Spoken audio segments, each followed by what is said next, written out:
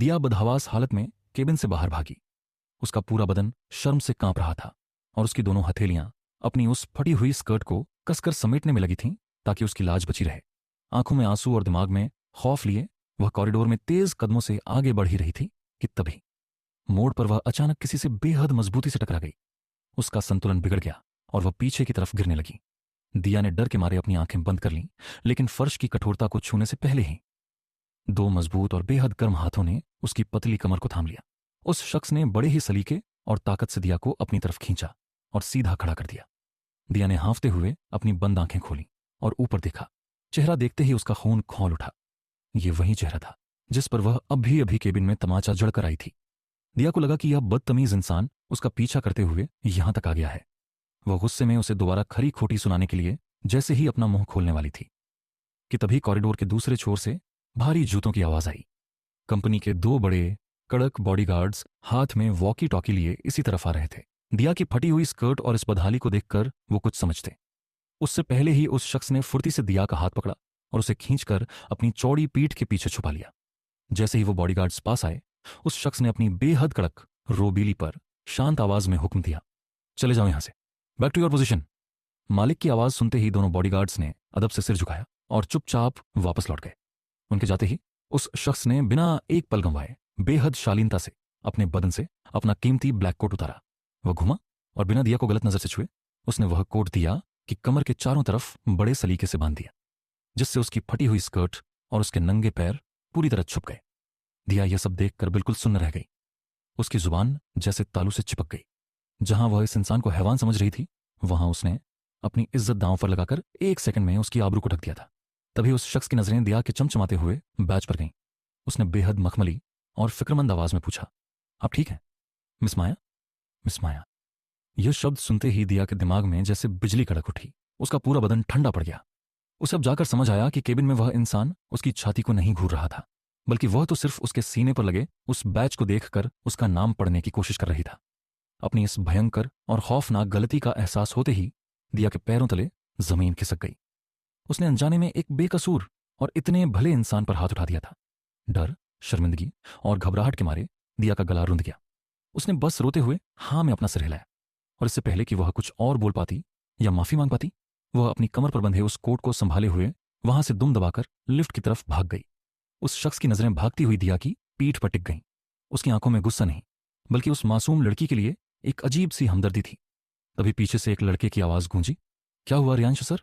जी हां, ये कोई और नहीं बल्कि रुद्रांश का छोटा जुड़वां भाई रियांश था, जो अपने बड़े भाई रुद्रांश से महज 3 मिनट बाद इस दुनिया में आया था। शक्लें भले दोनों की एक थीं, पर दोनों के दिल और मिजाज में जमीन आसमान का फर्क था। रियांश ने भागती हुई दिया के रास्ते को देखा और धीमी आवाज में बोला, कुछ नहीं जॉन, बस उसे थोड़ी मदद की जरूरत थी। वह लड़का जो कि रियांश का वफादार पीए और दोस्त जॉन था, उसने रियांश की इस दरियादिली को देखा और मुस्कुराते हुए बोला, सर, आप में और बड़े सर में कितना ज्यादा फर्क है। कहाँ वो हर वक्त आग उगलते हैं और कहाँ आप सबके लिए इतने फिक्रमंद रहते हैं। रियांश ने जॉन की बात सुनी। उसके चेहरे पर एक बेहद सौम्य और दिल जीतने वाली मुस्कान आई। उसने बड़े भाई के लिए पूरे सम्मान के साथ कहा, ऐसा नहीं है जॉन, रुद्र भाई भी दिल के बहुत अच्छे हैं, बस उन्हें गुस्सा थोड़ा ज्यादा आता है। इतना कहकर रियांश मुस्कुरा दिया। जॉन भी अपने बॉस की इस अच्छाई पर कायल हो गया। इसके बाद रियांश और जॉन दोनों कॉरिडोर में आगे बढ़ते हुए अपने पर्सनल R2 रूम की तरफ चले गए। थप्पड़ मारने के बाद दिया तो वहां से भाग चुकी थी, लेकिन केबिन का सन्नाटा अभी भी खौफनाक था। थोड़ी ही देर बाद रुद्रांश फिर से केबिन के अंदर आया। उसके कान में ब्लूटूथ अभी भी लगा हुआ था और विदेशी क्लाइंट्स के साथ उसकी जरूरी कॉन्फ्रेंस कॉल अब भी चल रही थी। लेकिन जैसे ही उसने सामने देखा, आर्यन फर्श पर चित्त पड़ा हुआ था। वह अब तक बेहोश था। रुद्रांश ने गुस्से और हताशा में एक पल के लिए अपनी आंखें बंद की, फिर खोली। उसने सामने टेबल पर रखा पानी का भारी जग उठाया और बिना कोई रहम दिखाए वो सारा का सारा ठंडा पानी सीधे बेहोश पड़े आर्यन के चेहरे पर डाल दिया। छपाक। आह आह। अरे! आर्यन घबराकर हांफता हुआ झटके से उठ बैठा। पानी से तरबतर आर्यन जब तक कुछ समझ पाता, रुद्रांश अपनी भारी चाल चलता हुआ सीधे अपनी आलीशान बॉस वाली चेयर पर जाकर बैठ गया और बड़ी शांति से कॉल पर आगे बात करने लगा, मानो कुछ हुआ ही ना हो। आर्यन फर्श पर ही बैठा हुआ पानी से भीगा अपना सिर खुजा रहा था। उसका दिमाग अभी भी सुन्न था।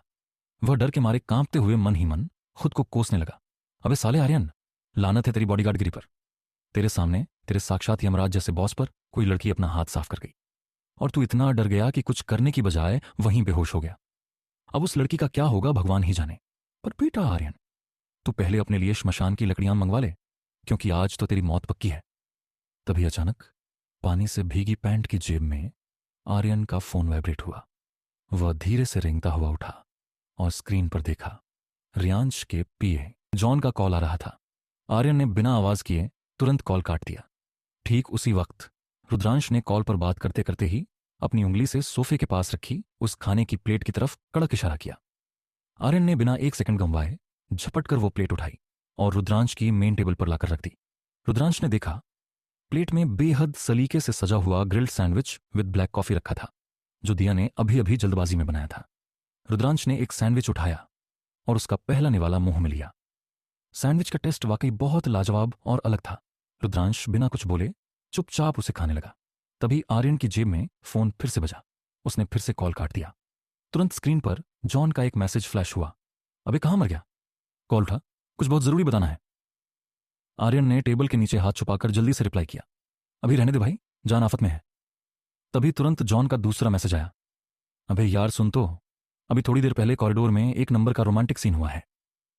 एक लड़की को रियांश सर ने अपनी बाहों में थामा और अपना कोट भी दे दिया। यह पढ़कर आर्यन ने सूखी थूक निकली और कांपती उंगलियों से रिप्लाई किया। अबे तेरे वहां रोमांटिक सीन हुआ है ना? यहां थोड़ी देर पहले विलन के अड्डे वाला सीन हुआ था, और यकीन मान थोड़ी देर बाद यहां हॉरर शो शुरू होने वाला है। उधर से जॉन का मैसेज तुरंत आया। हैं? ऐसा क्या हो गया बे? और तू कॉल क्यों नहीं उठा रहा? बड़े सर वहीं हैं क्या? वो क्या कर रहे हैं अभी? आर्यन ने रुद्रांश की तरफ देखा, जो बड़े मजे से सैंडविच चबा रहा था। आर्यन ने ठंडी सांस भरी और आखिरी रिप्लाई भेजा। बड़े सर, वो थोड़ी देर पहले उन्होंने एक लड़की के हाथों से करारा चांटा खाया था और अब बड़े मजे से सैंडविच खा रहे हैं। मैसेज भेजने के बाद आर्यन ने देखा कि उधर से कोई रिप्लाई नहीं आया। क्यों? क्योंकि उधर R2 रूम में आर्यन का यह मैसेज पढ़ते ही जॉन के पैरों तले जमीन खिसक गई थी और डर सदमे के मारे उसका महंगा फोन सीधे उसके हाथ से छूटकर फर्श पर जा गिरा था। थोड़ी ही देर बाद रुद्रांश का खाना खत्म हो गया और किस्मत से उसकी वो इंटरनेशनल कॉन्फ्रेंस कॉल भी कट गई। केबिन के अंदर का सन्नाटा अब और भी ज्यादा भारी और जानलेवा हो चुका था। रुद्रांश अपनी आलीशान कुर्सी पर पीछे की तरफ झुका। उसकी सुलगती हुई सीधी नजरें अब सीधे दीवार के पास दुबक कर खड़े आर्यन पर जाकर टिक गईं। बॉस की वो जलती हुई नजरें देखते ही आर्यन का पूरा बदन पसीने से तर हो गया। उसके पैर कांपने लगे। रुद्रांश ने बड़े ही रिलैक्स अंदाज में अपनी जेब से एक सिगार निकाली, उसे जलाया और धुएं का एक लंबा कश खींचकर हवा में उड़ाया। उसने अपने लाल हो चुके गाल को छुआ और बेहद ठंडी, डरावनी और गुस्से से भरी आवाज में पूछा, क्या मेरा गाल अभी भी लाल है? आर्यन ने डर के मारे जोर जोर से हां में अपना सिर हिला दिया। रुद्रांश ने सिगार का एक और कश लिया, एक गहरी और ठंडी सांस छोड़ी और आर्यन की आंखों में झांकते हुए बोला, अगर मेरा गाल इतना लाल है तो तुम्हारे ये गाल इतने सफेद क्यों पड़ रहे हैं? शुरू हो जाओ। रुद्रांश का इशारा साफ था। बॉस को थप्पड़ पड़ते देखने और अपनी ड्यूटी में लापरवाही बरतने की सजा आर्यन को खुद को देनी थी। बस फिर क्या था? आर्यन को सब समझ आ गया। उसने आंखें बंद की और पूरी ताकत से खुद के गालों पर तमाचे जड़ना शुरू कर दिया। धड़ाक धड़ाक धड़ाक। थोड़ी देर बाद जब आर्यन रुका तो वह बुरी तरह हाँफ रहा था, थक चुका था और खुद को मारते मारते उसके दोनों गाल टमाटर की तरह लाल हो चुके थे। रुद्रांश ने अपनी सुलगती हुई सिगार को ऐशट्रे में बुझाया। उसका चेहरा गुस्से से तमतमा रहा था। उसने अपनी भारी, कड़क और जानलेवा आवाज में आर्यन को सीधे हुक्म सुनाया, उस बदतमीज लड़की को इसी वक्त नौकरी से बाहर निकालो, और सिर्फ नौकरी से निकालना काफी नहीं है, उस पर कंपनी की बदनामी और मालिक पर हमला करने के जुर्म में पूरे 50 लाख रुपए का जुर्माना लगाओ। आर्यन ने दर्द से कराहते हुए पूछा, जी सर, और कुछ?